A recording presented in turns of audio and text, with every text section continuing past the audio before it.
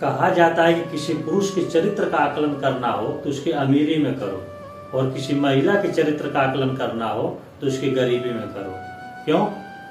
क्योंकि पुरुष अक्सर अमीरी में अय्याश हो जाता है और महिला गरीबी में अपनी आबरू बेचने को मजबूर। नमस्कार, मैं संतोष सत्यार्थी। ये बातें सब पर तो लागू नहीं होती, लेकिन हमारे समाज की सच्चाई न हो इससे इनकार नहीं किया जा सकता।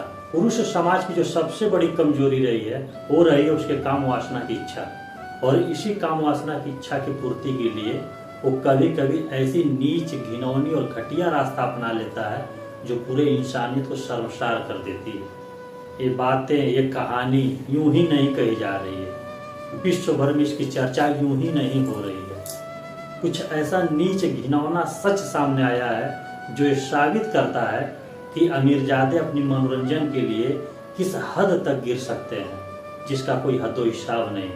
और उस सच का नाम है एप्स्टीन फाइल। दुनिया के सबसे ताकतवर लोग, करोड़ों अरबों रुपए, private jet, private meetings, Ireland और फिर लाखों पन्नों की फाइल, हजारों तस्वीरें और गुप्त ईमेल्स। एक ऐसा नाम जिसने पूरी दुनिया हिला दिया, Jeffrey Epstein. Jeffrey Epstein America का एक फाइनेंसर था। दावा किया जाता है कि उसके क्लाइंट दुनिया भर के बड़े बड़े उद्योगपति और राजनेता थे। वो अमीर था, प्रभावशाली था, उसकी पहुंच बहुत ऊंचे ऊंचे स्तर तक मानी जाती थी। लेकिन सन 2000 में उसके ऊपर आरोप लगे नाबालिग लड़कियों की यौन शोषण और सेक्स ट्रैफिकिंग की।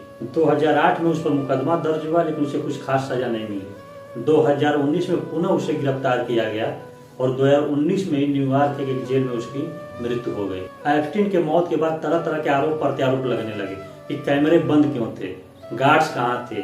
ये उस जेल की कहानी है जो दुनिया के सबसे अमीर और सबसे मजबूत देश अमेरिका की जेल है, न्यूयॉर्क जेल। क्या सच में ये आत्महत्या थी या फिर हत्या? लेकिन याद रहे, आधिकारिक तौर पर उसे आत्महत्या होना बताया गया था। अब दूसरा सवाल ये उठता है कि इतने ताकतवर लोग उसके क्लाइंट थे, इतनी प्रभावशाली वो व्यक्ति था, इतनी उसकी पहुंच थी, तो फिर फाइलें सार्वजनिक कैसे हुई, क्यों की गई? दरअसल अमेरिका की जनता और वहां की कांग्रेस के बेहद मांग के बाद 2025 और 26 में एप्स्टीन फाइल ट्रांसपेरेंसी एक्ट पास हुआ। इसी कानून के जरिए अमेरिकी विभाग DOJ ने सभी फाइलें सार्वजनिक की, जिनमें कुछ प्रमुख लोगों के भी नाम सामने आए जो कभी किसी तरीके से एप्स्टीन के संपर्क में रहे। जैसे दुनिया के सबसे अमीर व्यक्ति एलन मस्क, अमेरिका के पूर्व राष्ट्रपति बिल क्लिंटन, अमेरिका के वर्तमान राष्ट्रपति डोनाल्ड ट्रंप, माइक्रोसॉफ्ट के संस्थापक बिल गेट्स। हालांकि अमेरिकी न्याय विभाग ने कहा कि नाम आ जाने से किसी का दोष सिद्ध नहीं होता। अमेरिकी न्याय विभाग ने कुछ फाइलें सार्वजनिक की, फिर बाद में यह कहते हुए हटा दिया कि पीड़ितों की पहचान खुल सकती है।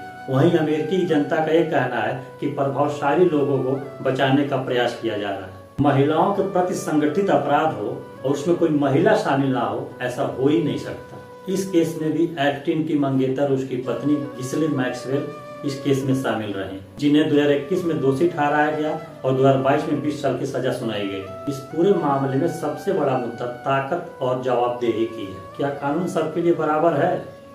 क्या प्रभावशाली और अमीर लोग कानून से बच निकलते हैं? एप्स्टीन मर चुका है, उसकी पत्नी मैक्सवेल जेल में है, लेकिन जो महिलाएं, जो बच्चियां पीड़ित थी, उनकी पूरी जिंदगी बदल चुकी है।